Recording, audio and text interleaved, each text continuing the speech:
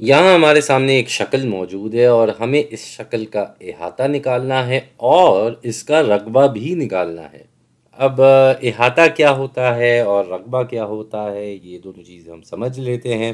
भाई, अहाता ये होता है कि जो भी शक्ल है इसकी सरहद की कुल मिला के कितनी लेंथ है, यानी कि कितना इसकी कुल मिला के लंबाई है।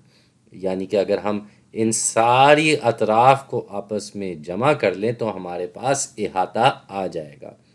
तो अगर हम गौर से देखें तो इसकी सरहद क्या है, ये 5 है, फिर ये 4, फिर ये 8 यूनिट, फिर 4 यूनिट और फिर ये वाला 5 यूनिट करके हम वापस उसी मकाम पे आ गए जहाँ से हमने शुरू किया था।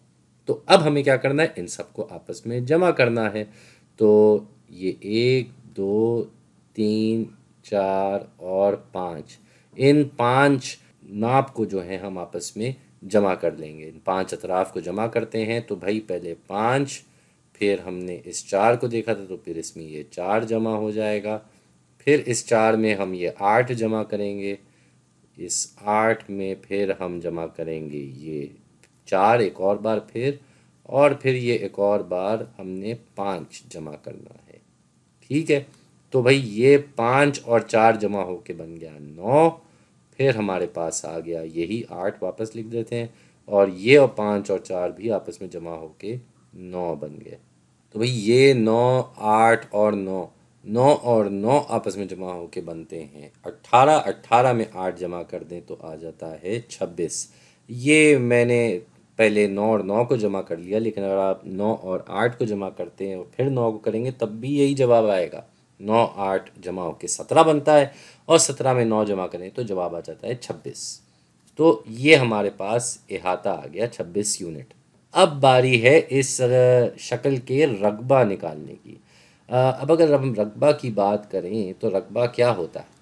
भाई, रकबा ये होता है कि ये जो शक्ल है इसने कितनी जगह घेरी हुई है, कुल मिला के ये जो इसके अंदर का इलाका है ये कितना बड़ा है।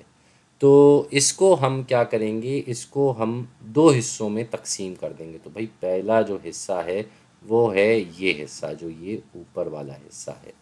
ठीक है, इसको हमने इस नीले से रंग में भर के दिखा दिया। पहले हमने ये अहाता निकालना है, इस अहाता कह रहा हूँ, रकबा निकालना है इस शक्ल का। और फिर दूसरा हिस्सा जो है वो ये नीचे वाला है। तो ऊपर हमने ये इस मुसल्लस को अलग कर दिया, नीचे हमारे पास ये मुस्ततील है, वो है ये वाला हिस्सा।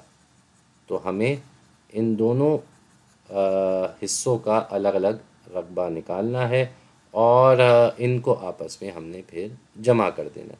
तो पहले हम इस मुसल्लस को देखते हैं भाई। इस मुसल्लस की अगर बात की जाए तो ये मुसल्लस जो है इसमें हमारे पास ये जो नाप है ये कितना है, ये इसकी बेस कहलाई जाती है, इसकी जो बुनियाद है। और इसके ऊपर जो हमारे पास ये तीसरा इस मुसल्लस का पॉइंट है, इस पॉइंट से जो इस बेस का ये सीधा सीधा फासला है, ये इसकी ऊंचाई यानी कि हाइट कहलाई जाएगी। तो हम इन दोनों को आपस में ज़र्ब करते हैं और 2 से तकसीम कर देते हैं। ये इसका फार्मूला है मुसल्लस का रकबा निकालने का, जिसको हम कहते हैं half into base into height. ये बेस मैंने फिर से बी लिख दिया, यहाँ हम हाइट का एच लिखेंगे। तो बेस और हाइट फिर से बता दूं क्या है। बेस जो भी आपने अतराफ़ को यहाँ ले लिया, इसकी ये भी बेस बन सकती थी, ये अतराफ़ भी बेस बन सकती थी, लेकिन फिर हमें ये देखना होता कि इसका इस तीसरे पॉइंट से कितना सीधा सीधा फासला है, जो कि हमारे पास यहाँ अभी नहीं मौजूद। हमारे पास ये वाला फासला मौजूद है इससे, इसीलिए हमने इस अतराफ़ को बेस बना दिया।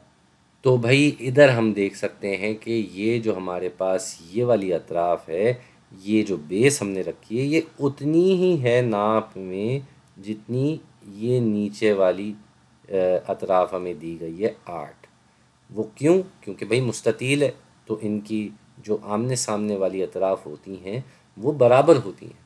तो अगर ये 8 है तो ये भी 8 होगा, यानी कि इसकी बेस हो गई 8 और ऊंचाई इसकी है 3, तो हाइट की जगह हम लिख देंगे 3।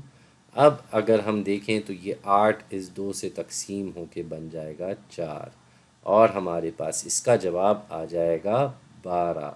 4/3 होता है 12।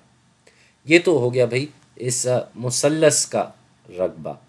अब हमें इस मुस्ततील का रकबा देखना है।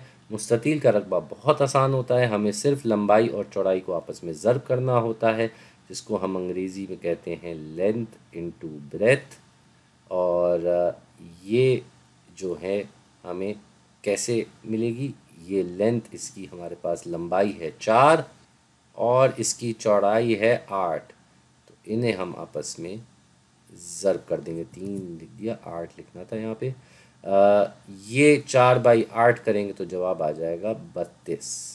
तो भाई हमारे पास मुसल्लस का भी रकबा आ गया, हमारे पास इस मुस्ततील का भी रकबा आ गया। तो अब हमें क्या करना है, इन दोनों को आपस में जमा करना है, क्योंकि ये पूरी शक्ल इन दोनों को मिला के बनती है, तो रकबा भी मिलाया जाएगा। तो इन दोनों को हमें जमा करना है, इनको हमें जमा करना है।